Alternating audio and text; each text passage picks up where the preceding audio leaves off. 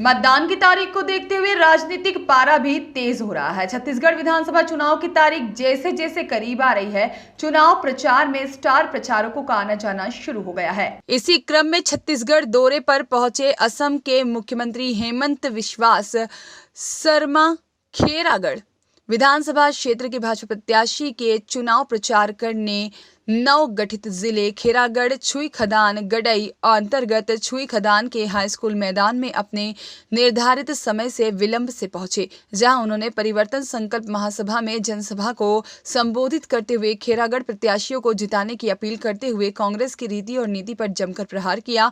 बता दें कि नवीन जिले के सीची में भी प्रथम चरण में मतदान होना है और जिसे लेकर चुनावी सरगर्मी तेज हो गई है, जिसके साथ स्टार प्रचारकों का दौर भी लगातार जारी है। और इस कड़ी में गुरुवार को असम के मुख्यमंत्री हेमंत बिस्वा शर्मा छुई खदान की हाई स्कूल में यहां पर विशाल जनसभा को संबोधित करने पहुंचे। उन्होंने कांग्रेस पर आरोपों की झड़ी लगा दी।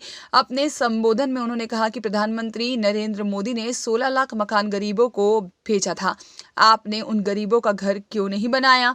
आपको छत्तीसगढ़ की जनता से माफी मांगनी चाहिए।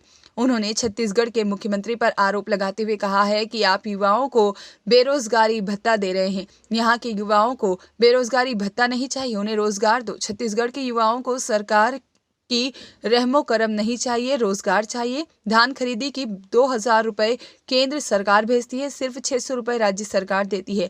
आपने उसे नाम दे दिया राजीव गांधी किसान न्याय योजना।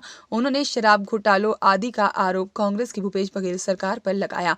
इस अवसर पर कार्यक्रम में पूर्व विधायक कोमल चंघेल, घमन साहू और नवनीत जैन, साथ ही में सचिन बघेल और ज्ञान यादव, साथ ही में खमन ताम्रकार आदि पार्टी के पदाधिकारी कार्यकर्ता सहित बड़ी संख्या में आम जनता मौजूद रही।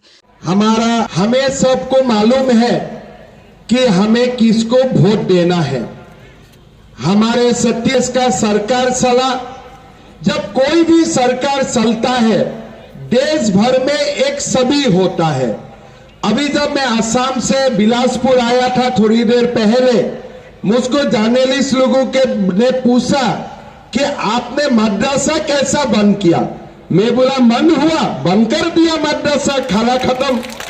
तो एक सभी होता है जब कोई भी आते। छत्तीसगढ़ का सभी है और पूरा छत्तीसगढ़ का सभी दारू का घोटाला से मिला दिया, कोयला का घोटाला से मिला दिया। उन्होंने कुछ काम नहीं किया। मैंने तो यहां आके एक बहुत बड़ा बात सीखा कि प्रधानमंत्री जी 2000 रुपया धान खरीदने के लिए देता है, आप 600 उसमें जोड़ कर दो, करके बोल दो कि ये राजीव गांधी न्याय योजना है। मोदी जी 600 रुपया देता है आप, और स्कीम का नाम हो गया राजीव गांधी न्याय योजना। तो मेरा मन में लग रहा है अगर के काल में जाके असम में मोदी जी बिना पैसा में चावल देता है 10 केजी, चावल का साथ में 10.5 केजी दे के हेमंत बिस्वा शर्मा न्याय योजना बना दो तो कैसा लगेगा? तो ये भूपेश बघेल जी आज जो ये मैं तो बताऊंगा, जब भूपेश बघेल जी का जैसा कलाकार ये पृथ्वी में या भारत में दूसरा नहीं है।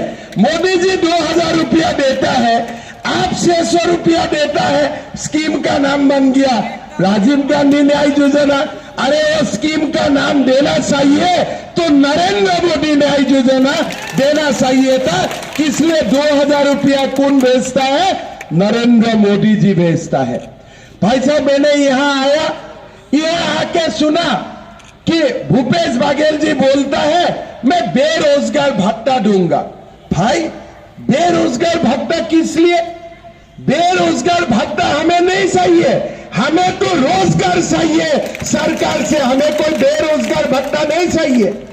भूपेश बघेल जी चुनाव का समय असम गया था, तो मैंने एक सभा में अनाउंस किया कि अगर असम टिकट नहीं दिया, अगर वो लोग शोर था, शोर का मुखिया क्या था वो भी तो लोग प्रश्न करेगा ना। अगर आप इतना दिन बीजेपी बोल रहा था कि आपका विधायक लूट रहा है, रमन सिंह जी बोल रहा था अरुण साहु जी बोल रहा था कि आपका विधायक लूट रहा है छत्तीसगढ़ को, तब आपने बोला नहीं लूटा, लेकिन अभी आपने 22 का टिकट क्यों काटा? मतलब आपने खुद स्वीकार कर लिया कि मेरा विधायक चोर था, मेरा विधायक लुटेरा था। ये तो आपने खुद स्वीकार कर लिया। हम तो नहीं बोला, ये तो आपने बोला। सिर्फ 70 विधायक था आपका, 70 विधायक का 22 को ही आपने टिकट नहीं दिया। मतलब क्या है? मतलब जो बीजेपी बोल रहा था इतना दिन, यही बात को आपने तो मान लिया है। भाई और बहनों, आज आप देखिए छत्तीसगढ़ में क्या हो रहा है। खोला है तो रमन सिंह जी का सरकार था, तब क्या था? तब तो हमारा यहाँ में खुशहाली था, लाभ जेहाद तो नहीं था, तब तो रोहिंग्या नहीं आ रहा था, तब तो हमारा छत्तीसगढ़ में धर्मांतरकरण को सरकारी पेट्रोनेज तो नहीं मिलता था। आज सब कुछ हो रहा है। फिर आप बोल रहा है कि बीजेपी हिंदू मुसलमान का बात बोलता है। अरे बीजेपी हिंदू मुसलमान का नाम बात नहीं बोलता है, लेकिन अब हिंदू को जबरदस्त धर्मांतरकरण करेगा तो हम लोग क्या चुपचाप रहेगा? हम लोग के दूध का पानी पीने के लिए यहाँ हो क्या को हम नौकरी देने का काम करेगा। तो भूपेश बघेल जी ने बोला कि यह असंभव है। मैं बोला बेटा, संभव है कि असंभव है, मैं दिखाता हूं। मोदी है तो सारे चीज मुमकिन है। आप अभी गूगल कीजिए। 10 मई मैंने गृह मंत्री अमित शाह जी को बुलाया, 1 लाख नहीं हुआ, मैं झूठ नहीं बोलूंगा, मां कामाख्या से आया हूं तो झूठ नहीं बोलना चाहिए। 90,000 युवा और युवतियों को स्टेडियम में खड़ा करके एक एक करके अपॉइंटमेंट लेटर हाथ में दे दिया कि हमने अपना वादा निभाया। आज आप देखिए भूपेश बघेल जी ने, मैं असम में 2 साल सीएम बना, 1 लाख लोगों का नौकरी हुआ। इस महीना मैंने 22,000 नौकरी का दोबारा एडवर्टाइज निकाला। मैंने जो असम का बेरोजगार युवा है, अगर डिग्री पास किया है तो अपना काम करने के लिए 5 लाख रुपया, और अगर आपका डिग्री नहीं है तो अपना काम करने के लिए 2 लाख रुपया। हमने बोला आप लोग कुछ काम करो और काम करके आगे बढ़ो। अब बेरोजगार भत्ता में क्यों दूं? बेरोजगार का भत्ता का मतलब है हम आपको नौकरी नहीं दूंगा। तो मैं भूपेश बघेल जी को बोलता हूं कि आप बेरोजगार भत्ता का जगह में कम से कम छत्तीसगढ़ में 3 लाख युवा युवतियों को आप नौकरी देना। मेरा एड्रेस, मेरा फोन नंबर विक्रम भाई का साथ रहेगा। छत्तीसगढ़ से आप लोगों का बीच में कोई भी गुवाहाटी आता है, भाई मुझको खबर कर देगा।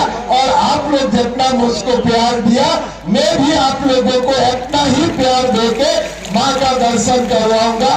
बहुत ज्यादा मैं वादा नहीं करूंगा, बाकी वादा तो हमारा नेतागण करेगा, मोदी जी करेगा, लेकिन एक वादा मैं करके जाता हूँ। आज हमारा सामने देश को विश्व गुरु बनाने का सबसे बड़ा मौका है। मोदी जी है तो सब कुछ मुमकिन है। हमें मोदी जी का हाथ शक्तिशाली करना है, मोदी जी को ताकत देना है। छत्तीसगढ़ में हमें बीजेपी का सरकार बनाना है। थोड़ा दिन पहले मैं कवर्धा में आया। श्रेयांश सिंह की रिपोर्ट।